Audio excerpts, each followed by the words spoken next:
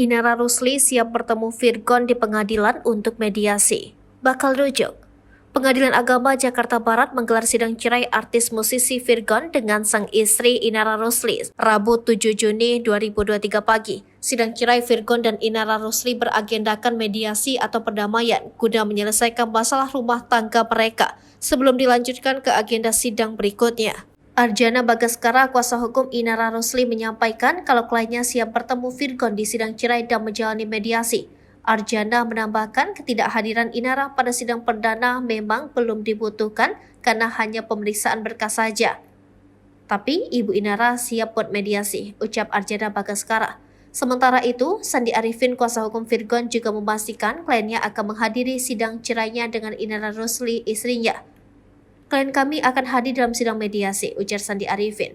Diberitakan sebelumnya, Virgon menikahi Inara Rusli pada 14 Desember 2014. Selama 9 tahun menikah, mereka dikaruniai 3 orang anak.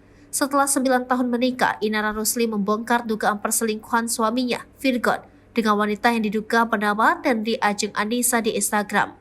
Inara Rusli membongkar aib sang suami lantaran kesal. Virgon tidak sekali ini saja diduga berselingkuh karena sudah beberapa kali dan ketahuan istrinya.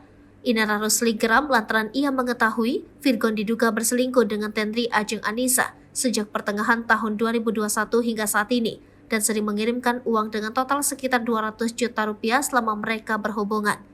Inara Rusli diketahui mengajukan gugatan cerai talak ke Pengadilan Agama Jakarta Barat Senin 22 Mei 2023 karena ingin mengakhiri pernikahannya dengan Virgon. Gugatan cerai Inara Rusli terhadap Virgon diterima petugas Pengadilan Agama Jakarta Barat dengan nomor perkara 1662/Perdata Gugat/2023/PAJB.